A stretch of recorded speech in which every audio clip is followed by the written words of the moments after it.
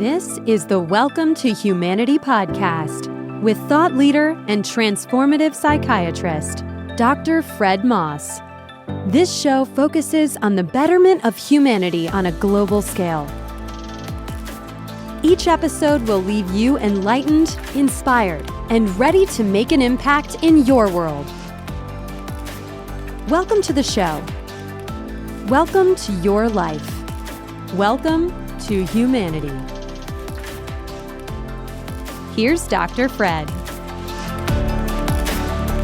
All right. Well, hello. Welcome to Humanity listeners. And this is Dr. Fred. And I am just really honored and blessed. And although he doesn't know that I really believe that, I am honored and blessed to have my guest with me today. And I'm just positive that we're about to have just another breakthrough conversation. So I'm going to introduce to you Sean Rimokh. And Sean is someone that I've known and really known quite a bit over the last 6 to 12 months. And we've had just some bang conversations over that time. And we've taken on everything from, before the virus breakthrough, things that, how to grow and develop, how to be a man, how to be a friend, how to be a son, how to be a human. And we've really had these conversations that have just stretched the reality of what those things are supposed to be and what they really are. So, Sean was telling me that, he maybe doesn't even think he belongs on this podcast. But I think what we really got here is someone who's about to blow open the doors as I introduce to you my very good friend and colleague, Sean Rimokh. Sean, thanks you so much for being on the call. Happy to be here. It is really great that you're here. So, one thing I want to get out of the way, I've already kind of let the cat out of the bag a little bit, is this idea that, hey, maybe I don't belong on this call. And tell me a little bit about what drives that notion. Absolutely. I think, usually before a podcast or before a live event or some type of performance or act of vulnerability or authenticity, I usually start to avoid, and I usually start to back down and question and doubt, and the fear starts to crawl in of, why am I doing this? Am I good enough? Am I valuable enough to be on here spreading wisdom or sharing my experience, sharing my truth with other people, in this case, listeners? That's great, John. So one of the things that you don't get is that you already have affected each and every listener that heard you say that. And it is precisely, I know I'm sharing this with my listeners, but it is precisely this kind of vulnerability, this kind of self-reflection, this kind of tune of what it is to be a human these days. And your ability to express that as beautifully and as simply as plainly and transparently as you just did, you've already made an impact on the listeners. Are you willing to accept that possibility? Absolutely, I am. Yeah, good, John, because it's true. That's really great. Hey, it's Dr. Fred here. So before we dive into today's conversation with my good friend Sean Rimokh, I want to take just a minute to let you know that The Creative Aid is out, and that's really, really great news. So this is a book I wrote that teaches a really simple method for healing. Primarily, it uses the age-old techniques of creativity and self-expression. Now that you're a listener to the Welcome to Humanity podcast, I'm going to give you a completely free copy of this audiobook as an appreciation for you listening to the show. And all you need to do is to go to welcometohumanity.net/creative and download it. So I've used this Creative Aid methodology. I really have, with my patients, with my friends, with my clients. The method takes 3 to 6 minutes a day, and it really works. It's really fun, and it's easy. You can get that Creative Aid at welcometohumanity.net/creative. So download your free copy of the Creative Aid audiobook. Let's get back to Sean Rimokh. Welcome to humanity. Yeah, I should tell them another thing that's going on here, tell my listeners another thing, which is that Sean and I actually had an interview for Welcome to Humanity a couple months ago, and the quality of the podcast wasn't good enough to the quality itself, not the content, as Sean was referring to, but the actual audio quality of the podcast wasn't good enough to bring out to you, my listener. I had some water in the background, there was extra noise, and I was on the wrong microphone. So it just didn't work. So we've already had a dry dress rehearsal for this. And things have changed, right, Sean? I mean, things have changed pretty drastically from when we spoke the first time to where you are now. I would absolutely agree with that. One of we could talk about the circumstances around us changing, but I think we're really going to talk first about the circumstances inside of you. And I would really like you to answer the question that you've heard me ask some of my other guests, which is really, Sean, like, what are you up to? Who are you? Let's give my listeners a little taste of who Sean Rimokh is. It's a great question. Who am I? I think I've been asking that question for a long time now. And I really started diving into the philosophy and the reflection and seeking the answers for probably 7-8 years now of, is there more out there? Is there more that I can bring? What is the meaning of life? What is my meaning? What is my mission and my purpose, really? And I think as I start to climb the mountain, as I start to explore, as I start to open up my worldview, as I start to connect with other types of philosophers, psychologists, other types of different people in different realms of this world, I start to become even more curious and I start to question even more and always feel like there's never enough answers. And I think the one thing I know for sure is that the answers are within me. And I think I've come that far to realize that of the hundreds and hundreds of books I've read, the hundreds and hundreds of people I've spoken to, it becomes more and more confusing at some point where it's like, what is real and what isn't? What do I believe and what do I not? And at some point, I just have to take a deep breath and realize that sometimes I can just listen to my own inner voice and I can just be me and know what's right and what's wrong. So yeah, I think just really having faith and determination and conviction in myself is really powerful. And I think when I can really be in tune and aligned with my feelings and my thoughts and my breath and just my inner creativity, the depths of my soul, my inner child, the playfulness, when I smile, when I laugh, when I cry, when I express myself authentically in front of the mirror or not, I start to see more truth. I start to see more answers arise and bubble up inside me. And then I project those into the world because I feel like my identity of myself is based off others' perception of me. And that's, like I said, that's as far as I've gotten. And it's given me a lot more comfort, a lot more peace. And it's created this relationship where I feel that I want to start to go outwards and I want to start to be of service and not always make it about myself and push outwards where I can not only give my gifts and what I've learned and pass on wiser people have told me to others, I can start to really feel more love and more joy, more blessings and more gratitude by being able to not just make it about me, but of other people. And I love that idea of being of service to other humans and allowing to be part of the process to help unfold their truths, their untapped potentials, bring open their visions onto this world and to express their individual authenticity and to elevate each other to create a better world, to create a better planet and to just have more fun all around. That's awesome. So that was a really, that was a beautiful travel, a beautiful journey that we were able to join you with in your answer to this question of who you are. And, one of the things I'm hearing, Sean, is that although you're relentlessly chasing down an answer or answers to that question, despite your inquiries and despite your findings, your discoveries, it seems like you called it a mountain, but it seems like you don't really get to a space where those questions become answered.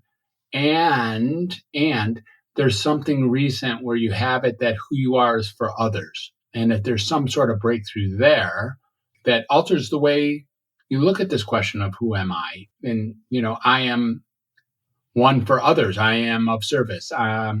Do you notice that there's something there that's, I don't know, even paradigmatic shifting of who you get to be for the world around you.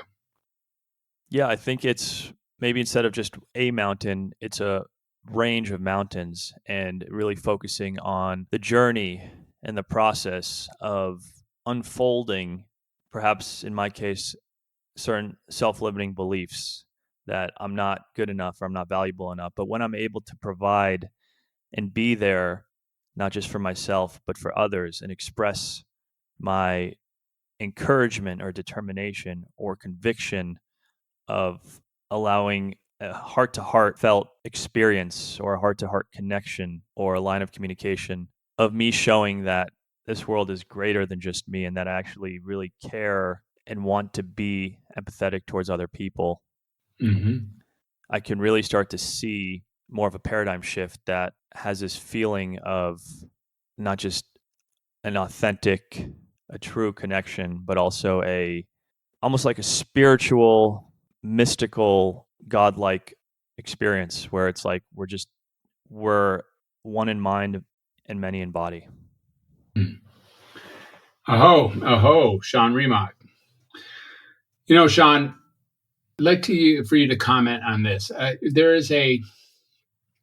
I know for me, when I start asking either questions like what about me or what's in it for me or why am I here, or start using, I or me as my subject, and then when I get that what I'm really here for is others and, what I'm, to serve others and to give away my whatever gifts I have to like literally just hand it over or be that for other folks, other humans. There's a relief that happens at that moment. There's like, oh, wow, I don't even have to now fill up my own sack. I don't have to give you a reason why I'm here. I have the reason I'm here. I'm here for what's not me. I'm here for those who are not me. And there's a massive relief that comes from not having to acquire answers to the question of what my identity is. Who am I? What's in it for me, or those kinds of things that are naturally questions. So there's a relief that comes from that. And that it seems like the gift, and you referred to it in this last segment, is somehow an access to the eternal, to the spiritual, to maybe a God or to a higher power, to a higher purpose, some sort of dance that is entirely different than the one on the, three-dimensional regular astral plane. Any comment on that is welcome. Yeah, I think going back to the first point really quick, it's really interesting that this to me is true. And for so long, so much of my life, I've honestly felt that wasn't the case and that I didn't really care to explore that any further. And I really did think that there was a sense of superiority and it really was all about me. And what that resulted in when I was not aware of it was a really closed up heart and living in quite a bit of shame and fear of knowing that there's this deep sense of loneliness and this deep sense of isolation. And I think just being around my constricted environment, my constricted worldview, around the people I was with, harnessing different types of negative energies and even bringing forth more shame and more fear, that I didn't even care to look out what's beyond that. And what does a world look like when it's not about me and when I am there to be of service and provide for other people and have that experience, that moment of release, the cathartic emotions of being able to feel more positive expressions of joy and love and gratitude. And I think, there's this there is this godlike experience where like the souls meet for the first time, and it's just like this act of love, like a return to love where we're united, and it's something that can just be described as a feeling. And I think that is a feeling that I cannot or might be possible to really make it difficult, but to create on my own. Mm-hmm. Well, isn't that great? I mean, it's kind of cool to sort of like give up on this notion that there's a you there that needs to be filled by the circumstances around you. Like, okay, that's not working. I better find something new. Oh, I got an idea. I'll work for other people. I'll just give up on the filling up of me. And then you get the cosmic, gift, the sweet surprise that some confirmation from the universe that doing that creates a life that actually matters, creates a life of actual purpose, creates a life of grace and ease. or at least gives access to the possibility of a life like that. Am I catching up with you on that? Absolutely, yeah. Yeah. Isn't that great? It's fabulous. Wow. You're pretty powerful, Sean. You're pretty powerful to be able to explore that. For someone who doesn't know what they're going to say, that's pretty explosive stuff that's come out already in the first quarter hour. So thank you, Sean, for that input. Completely beautiful. There are some things about you, now that we've taken it into the whole a little bit, there's some things about you or about your recent path or about things that you're up to in with other men or with groups or with your own journey, your own personal journey, where you could become a little more specific about your travels, maybe even tell a story or two about what's going on in your world. Does that interest you at this point to share that with our listeners? Yeah, I think a story that comes to mind or an experience that has been really heartfelt and close to me has been me venturing into the world of the Mankind Project. And that is a global nonprofit, which Fred and I are both familiar with. Mm-hmm. And That's I where we think, met. yeah. And I was 24 when I first experienced the world of the Mankind Project. And the whole organization, the whole vibe is of creating the emotional man, the human 2.0, the man that is heart centered and heartfelt, and really creating a community and a brotherhood that has the expertise, the tools, the training, the skills to create opportunities and experiences where we can truly be ourselves genuinely and express ourselves authentically with really no judgment, advice, and things that kind of repress me from wanting to be vulnerable and share. So it's been an incredible journey the past several years, being able to participate on the training adventures and the weekends as a staff, as a participant, as a coordinator. And it's really given me the opportunity to let go of this incredible fear, this incredible constraint that I had with other men, especially with men of authority. And I think it helped me realize that not all men are find emotions and vulnerability to be a huge weakness. And that was a pretty big breakthrough in my life, knowing that I was always challenged, even till today, to connect emotionally with my dad and my brothers in many ways. So to see Mm-hmm. a new world, to see a new opportunity, a new community that invited and appreciated and welcomed vulnerability and sensitivities and those creative manifestations that come through that, and those relationships and the abundance of just embracement and love that comes through that, was really a powerful experience for me that opened up my eyes and woke me up to what's possible, and was the first time where I really was able to step out of myself and into a more, I guess, noble man who felt called to be of service and to give to others whatever it is I have inside me, even if that's encouragement or lending a hand or saying a prayer or a blessing, whatever I'm capable of doing that can make an impact on somebody else. So that was an incredible experience that I'll never forget, and it's impacted so many things and so many relationships I've had and done till today. And in fact, I am a founder right now of a startup called Zen House that I've been doing for a little bit over a year and a half, and it's been called Zen House, right? Zenhouse. That's right. That's right. Mm-hmm. And does it have anything to do directly or indirectly with Mankind Project? Well, I'd say the philosophy and the learnings and the experiences and the people from the community of the Mankind Project had a great influence on how we created this endeavor. And what that looks like is just really building upon the Mankind Project as one of the bricks and one of the pieces of the puzzle to create what we're creating, among with many other different experiences that me and my partners have had through transformational development and self-mastery.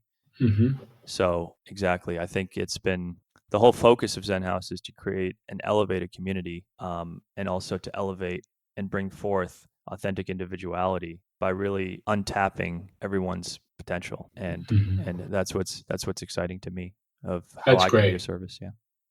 That's really, really great. So that's a big part of your life is this being a founder of that organization. And, and that again, you might notice that in the last 6 minutes, you've taken us on a journey through the power of, one of, if not the most powerful, impactful organizations that have affected you in the MKP or the MAN project where we met. And then also the throw off, which has been for you to create a program for, as I recall, it's men and women, right? The Zen House is for both men and women. Yes. Yeah, I think we really strive to empower diversity and to bring forth a collective vision with multiple voices. And I think with having the masculine and the feminine energy in different race, religions, ethnicities, everything is welcome. And I think that's what creates the harmony and the good vibrations and the abundance here of being able to stand up and appreciate and understand our differences, and then also recognize how we can all really be the same at the same time. That's just fabulous. That's awesome. So from there, from Zen House, what are some of the other hopes and ideas you have for your life? You mentioned a few other things that you're up to, like you have the possibility of really being a resource for other people, or the possibility of learning from other people, or maybe something else that you haven't yet brought forth in this conversation that you'd like to share. Like, what's the next thing after Zen House? You're a founder, you're a creator, you have a vision, and you put something in place to have others share that vision. So it's entirely consistent with this service that you find yourself at. So what else is in store for you? What else is coming around the corner? Yeah, I think this idea of wanting to really help transform people's lives has always been something I've been super passionate and super aligned with. And I think just noticing how I'm on this journey and how I've witnessed transformations in my life and others around me, family and friends, I'm certain that there's so much possibility, and there's such a great role I feel like I can play doing that just by me being me and me empowering and strengthening my tools and my swords, and continuously always being a student and a beginner, and focusing on a mindset that's not only open and also coming from a place of abundance, of love, and feeling connected, and really almost living every day and having every conversation like it's my last, to have that heartfelt penetration, that conviction to really get what I have to say across to the other person. And I think that can manifest as being a life coach. That can manifest as really being somebody who can help coach and navigate and help manifest really the opportunity of creating the authentic individualities of people, and to fulfill their untapped self potential and their visions, whether creative, whatever that looks like. And I'm constantly striving and pushing myself on that journey. And I've had amazing wins recently, and continuously aim to be humble and to really understand how I can be more present, more mindful, more open hearted at every step of the way, and how I can appreciate the journey and have that soulful connection, that heartfelt connection with other people.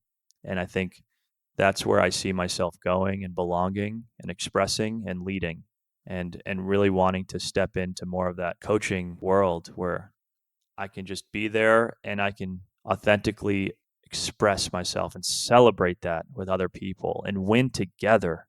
Beautiful.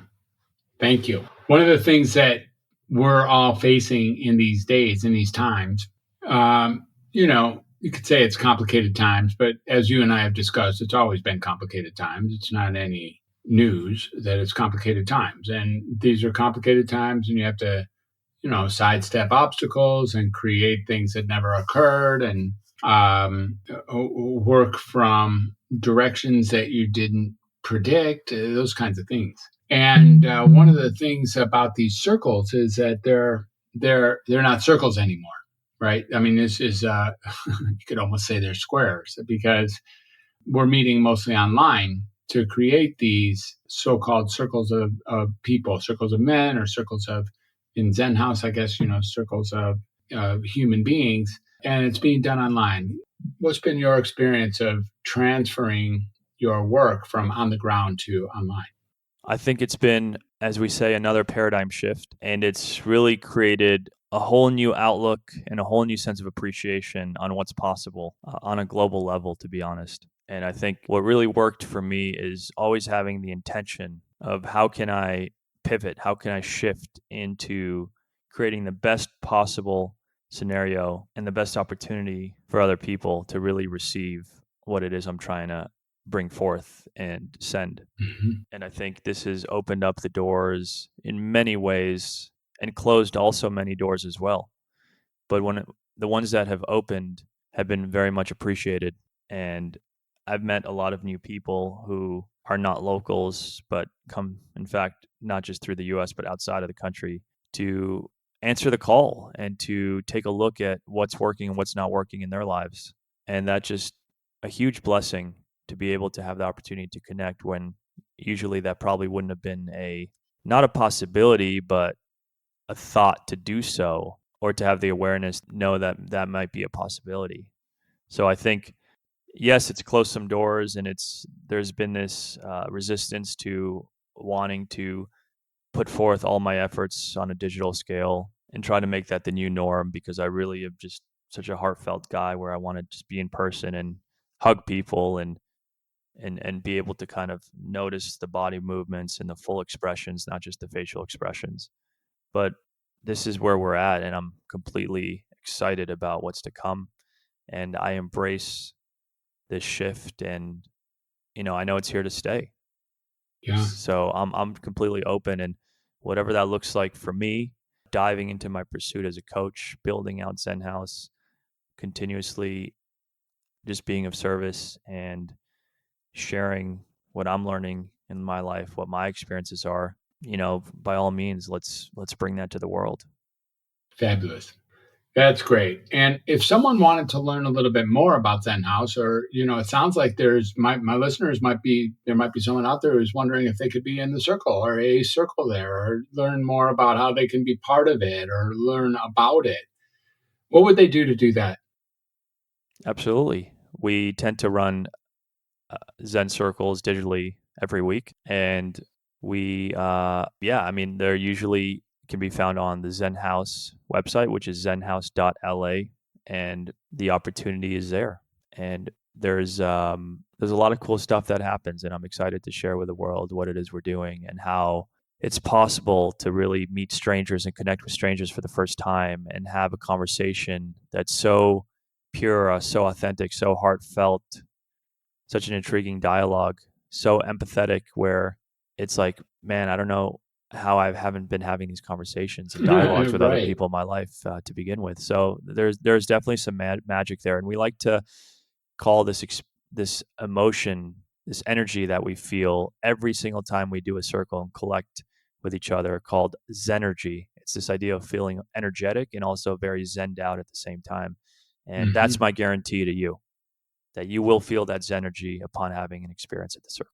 Wow, that's pretty bold, and I don't doubt that it's way over delivered day after day with people who take on the Zen House. So thank you for sharing that for my listeners as well. Now, let's see, Sean.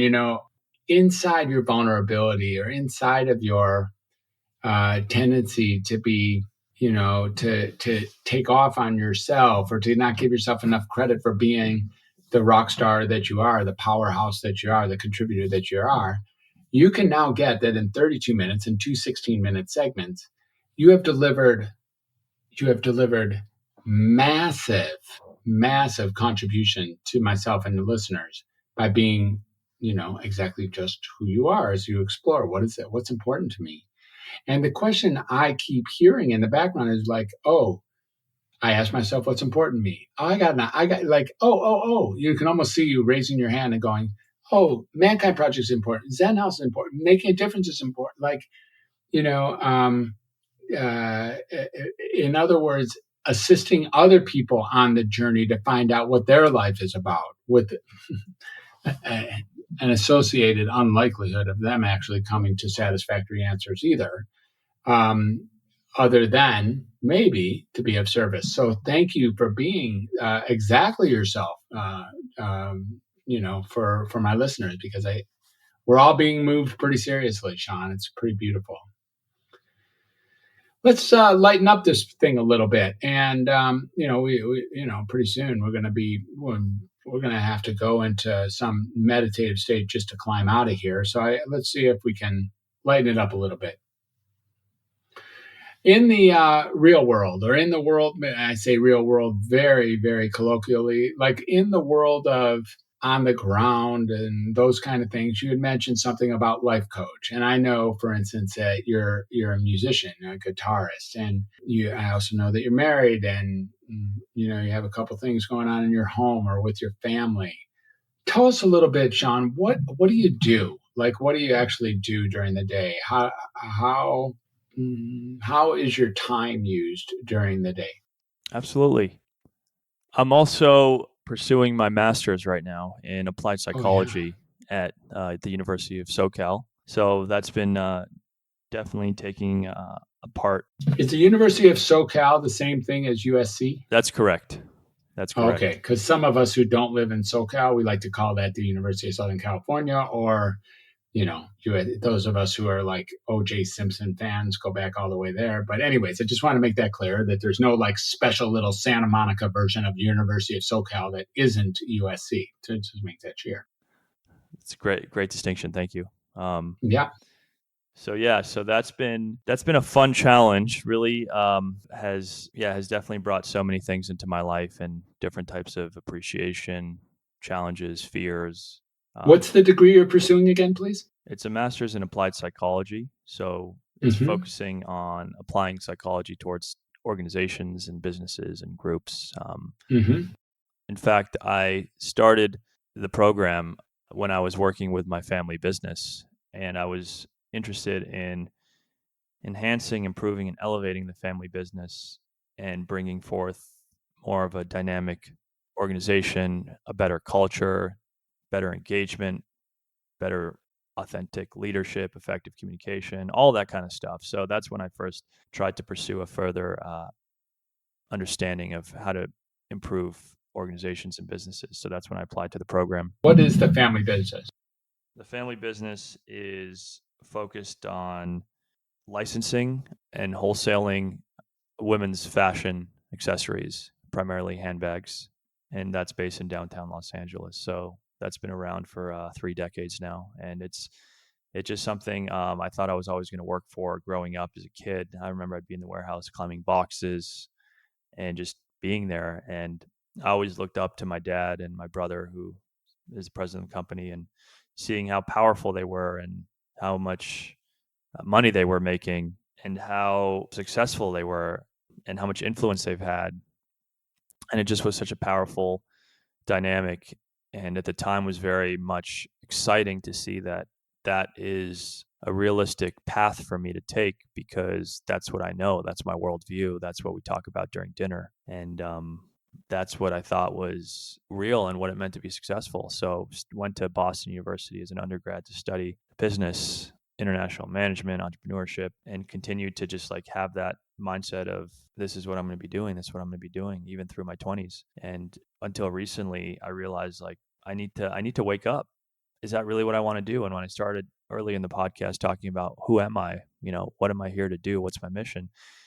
A lot of things didn't start to really align with the family business, and it was very difficult. It was one of the hardest things I've ever done, to step away, because it felt like I was being excommunicated from the family in many ways.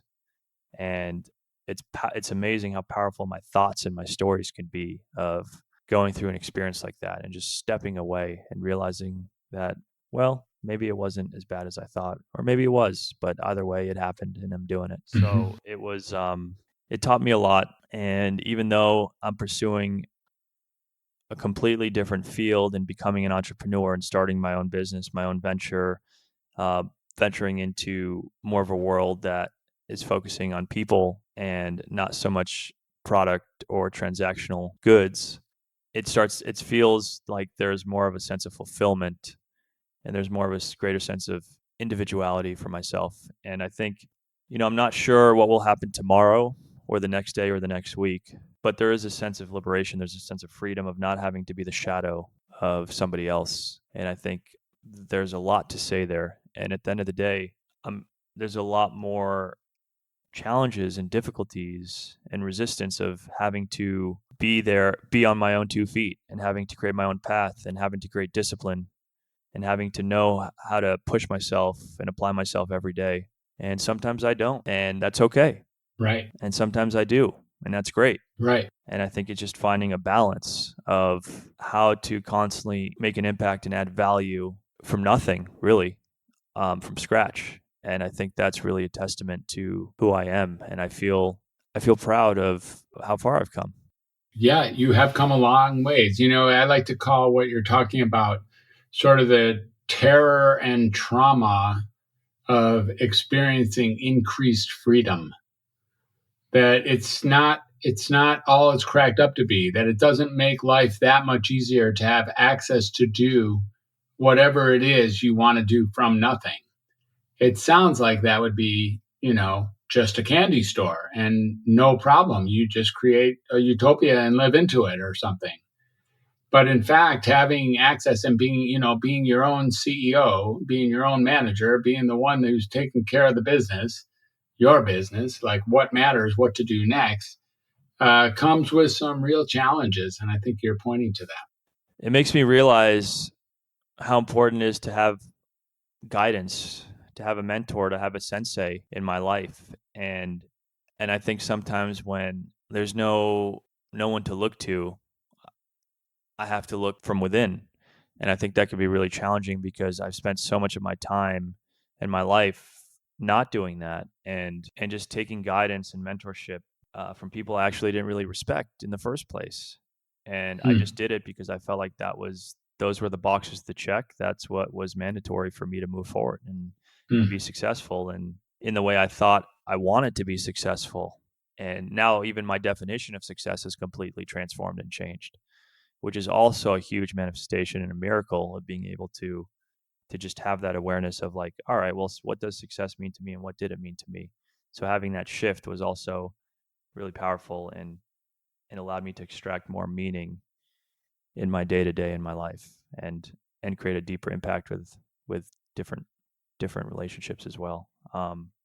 Beautiful. Yeah, what you said was so powerful about like this idea of having more freedom can be more challenging. That reigns true. Yeah. One thing you had mentioned though is that that in this process, as you just mentioned, you have a new definition or you're exploring success using different metrics or different parameters. So what is it, as you now ask yourself, how would one measure success or how are you doing it that's different than, it sounds like, the two-dimensionality of making a lot of money and living inside the confines of the already given to you family business did not necessarily add up to true success.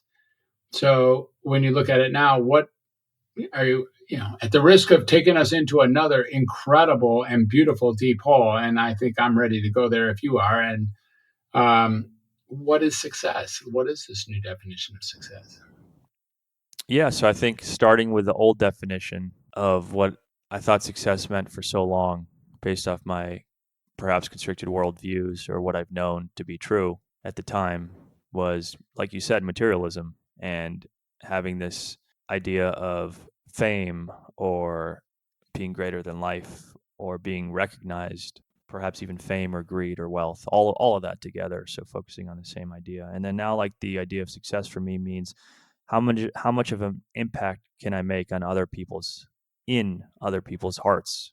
How can I be aligned with my creative endeavors? How can I be aligned with and express my deep, soulful ways of living? And for me, that can be, like you said, playing music and helping other people and coaching others and being vulnerable and expressing and empathizing with other people. So it's more focused on how can I really be of service and how can I give and how can I make an impact striving and doing that in the best way I know how, and staying grounded, and also like being present, enjoying the journey. Like there's a part of success that correlates to being mindful and being present and not focusing so much on the anxiety that comes with the future or the depression that comes with the past.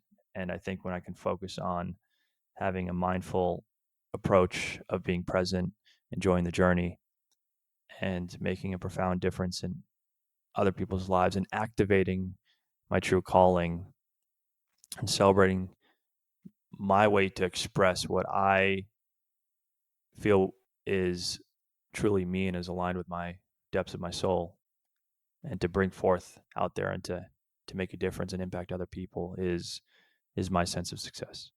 Awesome. Beautiful. Thank you. Sean, what's going on in your life, in your home, and in your guitar? Like what kind of music do you play? And tell us a little bit about, what moves you day after day with your family. I mentioned that you're married. Maybe you want to speak to that. Like a little bit about when Sean's got 2 feet on the ground, what are you up to? I think I'm really blessed right now to be in an incredible union, an incredible relationship with my wife. And we've had a beautiful journey over the past 5 years. We've had the luxury of doing personal development work together. In fact, we met at Landmark, which was awesome. And I love telling that story every time somebody asks, where did you meet? And I also am blessed and grateful to have traveled to many cool places on this globe with her and to appreciate different cultures and different aspects of what the world has to offer. So bringing all that into today just has created such great memories and has given me such confidence and encouragement that we really are connected and can always play together and be ourselves when we're in front of each other. And I think the one question I ask when I really think about, do these people play a part or an act or a service in my life? And the question is, do they make me a better me? And when the answer is yes, that's a really good sign that I can be comfortable in front of other people. So that's been really a great blessing. And I've been journaling so much every day now, just appreciating what I'm grateful for and the accomplishments and appreciations I've had on a day to day. And I'm just really grateful to have the people I've chosen to be in my life and to be able to explore new endeavors and new creative experiences with these people. I love playing my guitar, and I feel like when I play my guitar, it's such a soulful act of being able to express the notes and the riffs and the chords and the songs I play, and just to hopefully one day, and even I have been before COVID, bringing that out into the world. So I'm really excited to continue doing that. And I've really been a big fan of mindfulness, and I'm exploring the depths of Buddhism right now as well. I think there's so much philosophy and appreciation and just like a holistic natural beauty with Buddhism that I'm just so fascinated with. So I've been reading a lot every day about it, and it makes me feel like I'm a flower that's blossoming, to be honest. And just continuously being connected and staying in touch with nature, taking walks, going to the park. Yesterday, I drove up the California coast for a night just to do that and to hang out with another mentor of mine.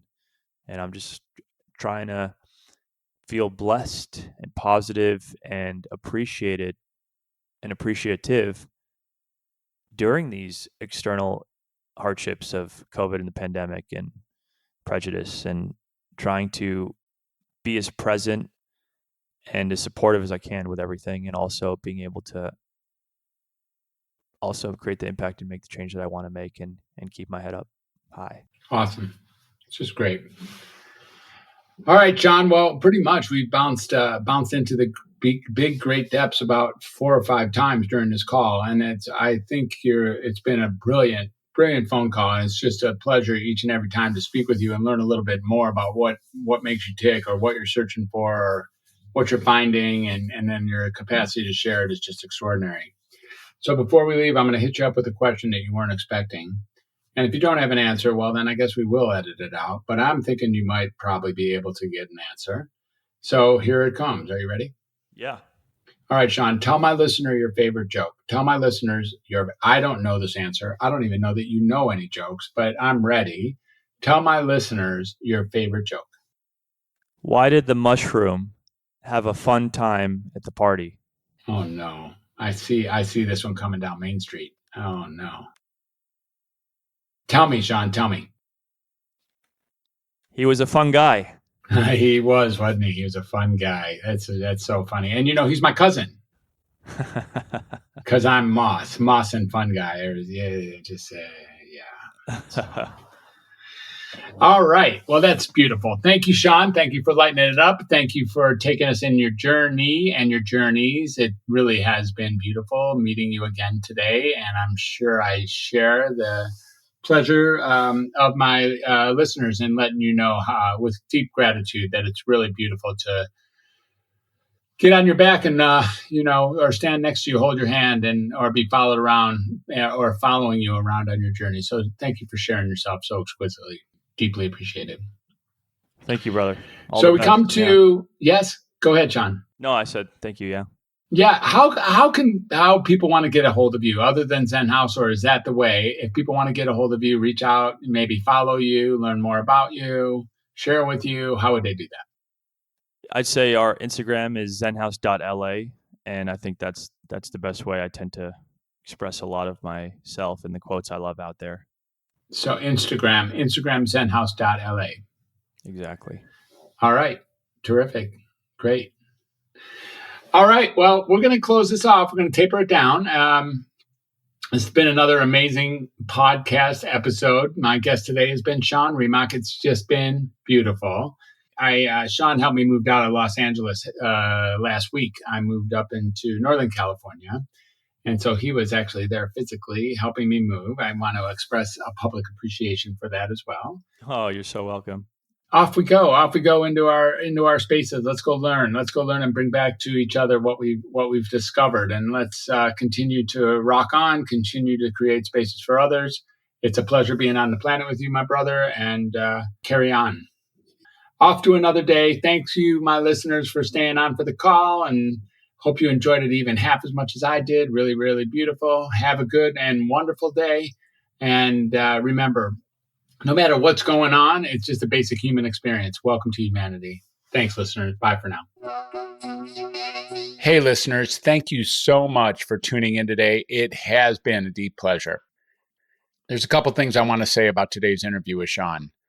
I just moved and I thought I would do the interview from my closet in order to get soundproof. And I think instead I got some sound echoing. So just as an acknowledgement to that, well, I think it's better without that, but maybe you like it better with the echoing. Anyhow, I want to talk a little bit about Sean. Wasn't that interview just amazing? This guy's heart is so in the right place, and he's so vulnerable, and he's such a good man. And he's always listening, always learning, always thinking. And he has so much to offer.